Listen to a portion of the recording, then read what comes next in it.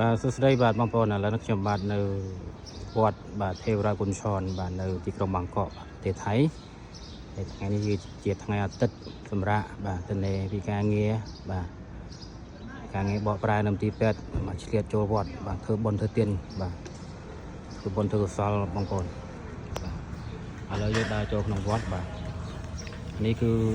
ពេលព្រឹកមេឃយើងក្តៅបន្តិចបាទម៉ោង10 ជិត 11 ថ្ងៃត្រង់បងប្អូនបាទ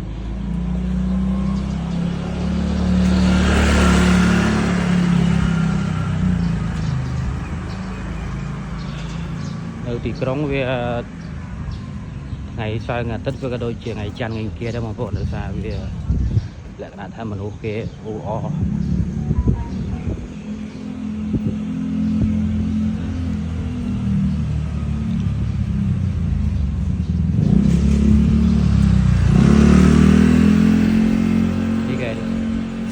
គេលក់ផ្កាបងប្អូនចូលមកបាទឃើញគេលក់នៅឆ្វេងដៃបងប្អូនបាទយើងអាចទិញផ្កាពីនេះទៅបូជាបាទទេពឋានចៃឬក៏បាទទីកន្លែងសក្ការៈផ្សេងៗនៅខាងក្នុងវត្តបាទហើយពិហារកំពុងតែធ្វើការបូរណៈជួសជុលពិហារនេះផ្លូវចូលខាងក្នុងវត្តពេលព្រឹកអត់សូវមានមនុស្សទេដោយសារវារៀងក្តៅដែរអញ្ចឹងអត់ទាន់សូវមានមនុស្សមកទេប្រហែលជាល្ងាចតិចបើមនុស្សមកច្រើនបាទល្ងាចតិចចាចេញអញ្ចឹងបងប្អូនញោមញាតិពុទ្ធបរិស័ទតនេបាទពីកិច្ចការងារ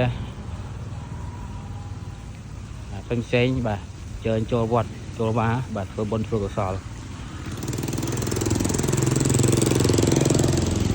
យើងធ្វើបុណ្យយើងអត់មានធ្វើឲ្យណាគេទេបងប្អូនយើងធ្វើដើម្បីខ្លួនឯងទេបាទធ្វើអំពើល្អបាទសាងសេចក្តីល្អយើងសាងឲ្យខ្លួនឯងអត់មានសាងឲ្យនរណាទេហើយ